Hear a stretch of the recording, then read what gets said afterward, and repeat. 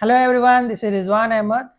आज हम आरआरबी के कुछ डॉक्यूमेंट देखने जा रहे हैं जो ज्वाइनिंग से पहले आपके पास होने चाहिए, क्योंकि आपकी ज्वाइनिंग कुछ ही समय में आने वाली है। मोस्ट प्रोबेबली मार्च तक आई थिंक कुछ बैंक्स की ज्वाइनिंग हो चुकी होगी। ये कुछ डॉक्यूमेंट्स की लिस्ट है जो मैंने अपने फ्रेंड से ली है जो ऑलरेडी आरआरबी में वर्क कर रहा है, तो उसके डॉक्यूमेंट्स मैंने लिए हैं। और आईबीपीएस से भी डॉक्यूमेंट, आईबीपीएस और आरआरबी के डॉक्यूमेंट सेम रहते हैं। तो चाहे आप आरआरबी पीओ ज्वाइन कर रहे हो या एसओ ज्वाइन कर रहे हो, कोई भी अगर आप ज्वाइनिंग कर रहे हैं तो ये सारे डॉक्यूमेंट सबके सेम रहेंगे और ये डॉक्यूमेंट्स आपके पास होना चाहिए। सबसे पहले जैसे इसमें देखेंगे तो हमारा जो बर्थ प्रूफ है, अगर किसी के पास बर्थ सर्टिफिकेट है तो वो दे सकता है, लेकिन अगर किसी के पास नहीं है सर्टिफिकेट तो वो 10th क्लास का सर्टिफिकेट दे सकता है। देखिए इसमें लिखा है ना 10th सर्टिफिकेट, जिसमें डेट ऑफ बर्थ मेंशन हो। क्लास 10th का जो डेट ऑफ बर्थ है वो आपका इनफ है as a proof of birth. फिर आपके मार्कशीट, जितने भी मार्कशीट होने चाहिए, जिसका अगर स्केल 1 है तो आपकी ग्रेजुएशन की मार्कशीट होनी चाहिए, ठीक है। और अगर कोई स्पेशलिस्ट ऑफिसर है, चाहे वो किसी भी फील्ड से हो, उनकी वो स्पेशल मार्कशीट होनी चाहिए। जैसे कि अगर लॉ से है तो उसकी एलएलबी की होनी चाहिए, कोई आईटी है तो आईटी की होनी चाहिए। इस तरीके से आपकी मार्कशीट जो भी है वो होनी चाहिए। मार्कशीट के साथ साथ आपकी डिग्री, यहाँ पर डिग्री आपकी इंपॉर्टेंट है सेमेस्टर ईयर वाइज, मतलब कि जो आपने इंटरव्यू के टाइम पे शो की होगी। जैसे सेमेस्टर वाइज होता है किसी का मान लो जी फोर ईयर्स का कोर्स है, तो अगर 2 सेमेस्टर्स का होता है तो हर सेमेस्टर का वो देगा। और एनुअली अगर उसकी कोई मार्कशीट आती है लास्ट ईयर में, तो वो मार्कशीट भी उसको देनी पड़ेगी। आप नोटिफिकेशन देखिए, नोटिफिकेशन में एक डेट होगी और आपके मार्कशीट में डेट होगी। तो नोटिफिकेशन से पहले आपकी मार्कशीट की डेट होनी चाहिए। और अगर आप पहले ही क्लियर कर चुके हैं बट आपकी मार्कशीट बाद में आती है तो भी आपको प्रॉब्लम नहीं है, क्योंकि आपका रिजल्ट जो दिखाएगा कि उसमें रिजल्ट इस डेट को आया, तो आपको उसमें भी प्रॉब्लम नहीं है। कि सपोज कीजिए आपकी मार्कशीट लेट आई है तो आपको प्रॉब्लम नहीं होगी।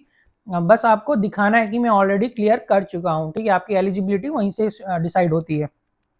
उसके बाद जो आपके सर्टिफिकेट्स हैं, कैटेगरी सर्टिफिकेट, और आपकी कैटेगरी अगर है तो आपकी कैटेगरी एससी एसटी ओबीसी जो भी होगा वो आपको देना पड़ेगा। ओबीसी वाले याद रखें कि आपको creamy layer, non creamy layer का सर्टिफिकेट देना पड़ेगा। और वो जो लिस्ट है वो सेंट्रल लिस्ट में होनी चाहिए। अगर किसी का स्टेट लिस्ट है तो वो नहीं होगा। अगर कोई दिल्ली का है, जिसका दिल्ली का सर्टिफिकेट है, तो वो भी वैलिड होगा, वो सेंट्रल ही माना जाता है। ऐसा ऑलरेडी मैंने कंफर्म किया था किसी से। तो अगर आपकी दिल्ली का कास्ट सर्टिफिकेट है स्टेट का, तो वो भी कंसिडर किया जाएगा। लेकिन जो फॉर्मेट है वो फॉर्मेट सिमिलर होना चाहिए, ठीक है। और ईडब्ल्यूएस के केस में इनकम एंड एसेट सर्टिफिकेट आपका पर्टिकुलर ईयर का जरूरी होना चाहिए। वो ईयर कौन सा है, 24 to 25, मतलब का ही होगा। इशू तो वो 23-24 का होगा, लेकिन वो डेट रहेगी 24-25। उसमें लिखा होगा कि इस ईयर में 23-24 में आप ईडब्ल्यूएस में फॉल करते हैं। ज्वाइनिंग के टाइम पे हो सकता है आपसे ये भी मांगेगा, ठीक है। तो ये थोड़ा सा बनवा के रखिएगा अपने पास। अगर कोई पर्सन बेंचमार्क डिसेबिलिटी कैटेगरी में है तो उनको उससे रिलेटेड जो भी अपने मेडिकल सर्टिफिकेट है वो सब सारे चीज़ें आपको देना पड़ेगा।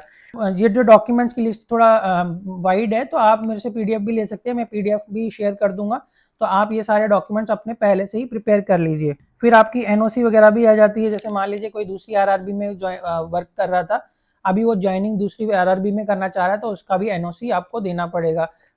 अनकंडीशनल रिलीविंग लेटर भी आपको देना पड़ेगा। ये सारे डॉक्यूमेंट आपको देने पड़ेंगे, ठीक है। और जो एक्स सर्विसमैन है वो एक्स सर्विसमैन कैटेगरी अपना सर्विस और डिस्चार्ज जो बुक है वो पूरा दिखाएगा, ठीक है। ये सारे चीज़ें जो मोस्टली आर्मी, एयरफोर्स या फिर नेवी, इनसे रिलेटेड जो है वो यहाँ पे अपने डॉक्यूमेंट्स रेडी रखेंगे, ठीक है। फिर अगर जिसका पोस्ट क्वालिफिकेशन एक्सपीरियंस है वो भी आपको देना पड़ेगा आपने ऑलरेडी, क्योंकि जैसे आरआरबी स्केल 2 की जॉब में आपका एक्सपीरियंस रहता है, ठीक है। 2 ईयर्स एक्सपीरियंस है, और स्केल 3 में है तो 5 ईयर है, ठीक है। तो ये जितना भी एक्सपीरियंस है आपको, ये सर्टिफिकेट आपको देना पड़ेगा। और जितने भी आपके डॉक्यूमेंट रहेंगे वो सारे के सारे सेल्फ अटेस्टेड फोटोकॉपीज रहेंगे। पहले गैजेटेड ऑफिसर से मांगते थे, बट अभी सेल्फ अटेस्टेड आपका जो डॉक्यूमेंट है वो एक्सेप्टेबल है, ठीक है। और कौन कौन से डॉक्यूमेंट देना वो यहाँ में उन्होंने मेंशन किया है। जैसे कॉल लेटर आपका होना चाहिए, ठीक है। पासपोर्ट साइज फोटो, 12th का मार्कशीट, और पैन कार्ड और आधार कार्ड जरूर रखिएगा, ठीक है। इसमें पैन कार्ड आधार कार्ड स्लैश में रखा है, बट पैन और आधार कार्ड आपका कंपलसरी है। पैन और आधार आपको रखना ही रखना है, ठीक है। ये जो डॉक्यूमेंट्स है आपको नेसेसरी है वहाँ पे दिखाने के लिए। और कुछ अकाउंट्स भी ओपन होते हैं आपके, सैलरी अकाउंट या और कुछ डिफरेंट डिफरेंट अकाउंट्स, तो वो यहाँ पे जरूरत रहेगा अकाउंट ओपनिंग के लिए। तो अपना पैन और आधार, पासपोर्ट साइज फोटो, ये एक्स्ट्रा रख लीजिएगा। अगर 5 भी लिखा है तो आप 5 to 10 तो रख ही लीजिएगा, कि अगर एक्स्ट्रा जरूरत पड़े तो आपके पास होना चाहिए, ठीक है। फिर अगर जैसे लॉ ऑफिसर है, लॉ ऑफिसर के केस में यहाँ पे देखिए bar council identity card with photograph in original as well as photocopy, ये सब आपको देना पड़ेगा, ठीक है।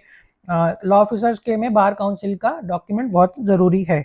अब कुछ स्टूडेंट्स ने मुझे पूछा था कि उनकी मैरिज हुई है, उनका नाम चेंज हुआ है, तो उनको भी वैलिड प्रूफ देना पड़ेगा। In case of candidates who have change their name will be allowed only if they produce original gadget notification और ओरिजिनल मैरिज सर्टिफिकेट, ठीक है। मैं थोड़ा सा इंक्रीज कर देता हूँ फॉन्ट साइज, तो आप देख लीजिए, ठीक है।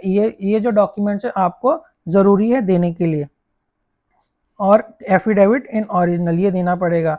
अगर आप पहले से वर्क कर रहे थे, अब ज्वाइन कर रहे हैं, तो उनका एनओसी भी आपको दिखाना पड़ेगा, क्योंकि वहाँ पे आपने ज्वाइनिंग के टाइम पे इंटरव्यू दिया, तो वो एनओसी भी आपको देना पड़ेगा। फिर सारे डॉक्यूमेंट जो पहले से ही हमने बता रखे हैं, मार्कशीट वगैरह, आपके ग्रेजुएशन के सर्टिफिकेट्स, अगर कंप्यूटर सर्टिफिकेट है कंप्यूटर सर्टिफिकेट, ये सारा आपको देना पड़ेगा। कैरेक्टर सर्टिफिकेट आपको देना पड़ेगा, ठीक है।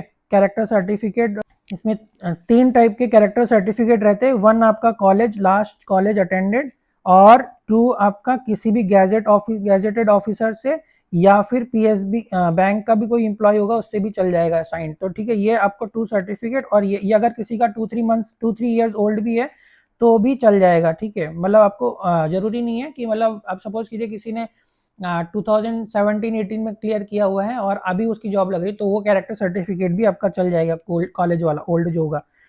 और जो भी डॉक्यूमेंट्स आपने इंटरव्यू के टाइम पे दिया था वो सारा तो आपको देना पड़ेगा, ठीक है। मेडिकल भी हो सकता है, किसी किसी में मेडिकल पहले से करके देने के लिए बोलेगा, तो आपको मेडिकल भी करवाना पड़ेगा। और सबसे इम्पॉर्टेंट आपका SC ST OBC EWS, ये जितने भी कैटेगरी के आपके डॉक्यूमेंट है ये बहुत ज़रूरी हैं आपके लिए, ठीक है। और स्केल 2 का देखिए, स्केल 2 में सैलरी का भी मैं बता देता हूँ आपको।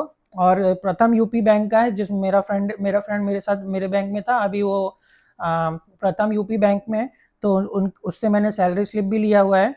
तो आपकी जो बेसिक रहेगी, स्केल 2 का बता रहा हूँ मैं, स्केल 2, ठीक है। अब ये स्केल 1 का मेरे पास अभी नहीं है, मैं अरेंज कर लूँगा। बेसिक आपकी रहेगी 64,820 रहेगी आपकी।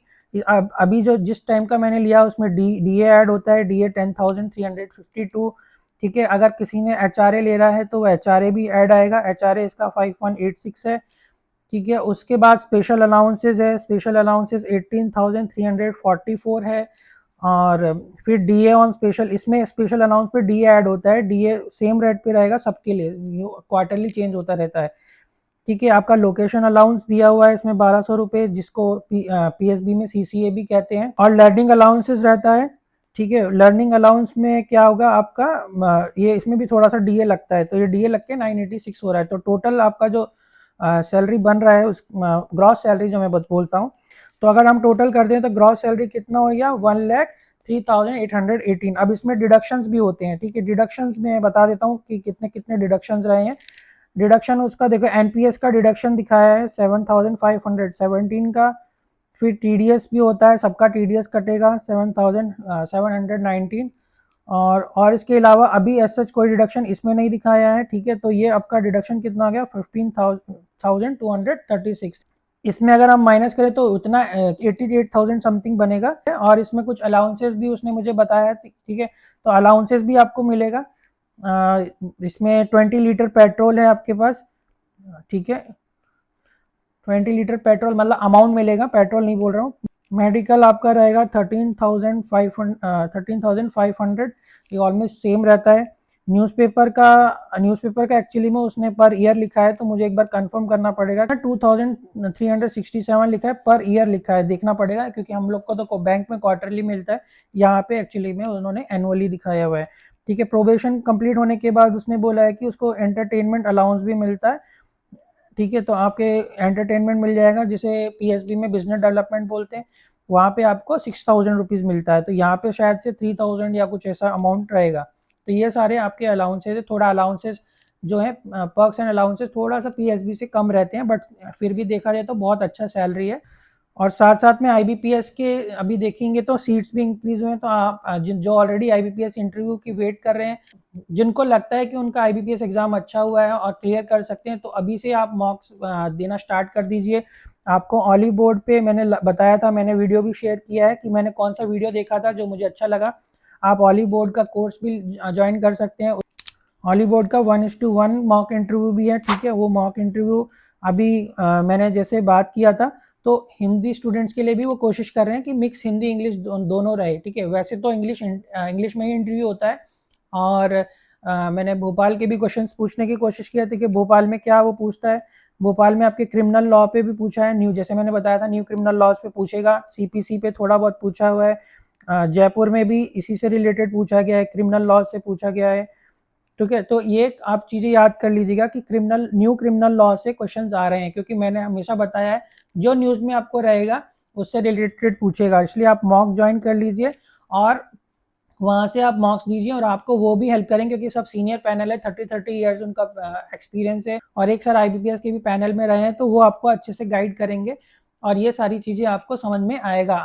आप ज़्यादा से ज़्यादा मॉक दीजिए, आप अपना कॉन्फिडेंस बिल्ड कीजिए, और इंट्रो पार्ट का मैं आज भी यही कहूँगा कि इंट्रो पॉइंट्स आप रटिए, मतलब इंट्रो आप रटना नहीं है, क्योंकि इंट्रो अगर आप रट लेंगे तो आप एक ही टोन में चलेंगे, उसके बाद क्वेश्चन आंसर्स में थोड़ा अप एंड डाउन होता है। और किसी ने ये भी पूछा था कि हम जुडिशरी मेंशन कर सकते हैं, तो देखिए मेरे भोपाल में मेरे जूनियर था जिसने दिया हुआ है, वो ऑलरेडी सिलेक्टेड है, ठीक है। तो जुडिशरी आप बोलना भी प्रॉब्लम नहीं, आप एक्सप्लेन कर सकते हैं, नहीं कर सकते, वो आपके ऊपर है। आपको आपको एक रीजनिंग भी देनी है कि मैं जुडिशरी क्यों प्रिपेयर कर रहा हूँ या कर रहा था, और अभी अभी लॉ क्यों, IBPS लॉ क्यों प्रिपेयर कर रहा हूँ, ये सारी चीज़ें आपको डिस्कस करनी पड़ेगी, ठीक है। इसके अलावा भी अगर आपको कोई डाउट है तो आप मुझे टेलीग्राम पे मुझे मैसेज कर सकते हैं, और अगर IBPS की भी आप सैलरी जानना चाहते हैं, क्योंकि कई लोग गैस कर रहे हैं कि मेरी सैलरी इतना होगा, मैं उसके बारे में भी आपको बता दूंगा। और अलाउंसेस क्या होता है, perks and allowances her bank के डिफरेंट होते हैं, किसी बैंक में ज़्यादा होगा, किसी में कम होगा, ठीक है। और साथ में अगर आप JIB भी देंगे और CAIB भी देंगे तो आपकी जो सैलरी है वो बढ़ जाएगी, क्योंकि यहाँ पे JIB देने के बाद 1 इंक्रीमेंट बढ़ता है, और CAIB के देने से अभी एट प्रेजेंट 2 इंक्रीमेंट बढ़ते हैं। तो सपोज कीजिए अगर आपने बैंक ज्वाइन किया और ये आपने टाइम से क्लियर कर लिया तो 4 इंक्रीमेंट लग चुके होंगे, क्योंकि एक साल आपको हो जाएगा, 6 मंथ में एग्जाम होता है, तब तक आपका 1 ईयर कंप्लीट हो जाएगा, और एक इंक्रीमेंट आपका एनुअली लगेगा, और 3 इंक्रीमेंट्स यहाँ से हो जाएंगे, तो टोटल 4 इंक्रीमेंट्स आपके लग जाएंगे, ठीक है। तो ये बेनिफिट है इस एग्जाम के। आपको नेक्स्ट वीडियो किस टॉपिक पे चाहिए वो आप मुझे बता दीजिएगा, ठीक है। Keep watching, all the best.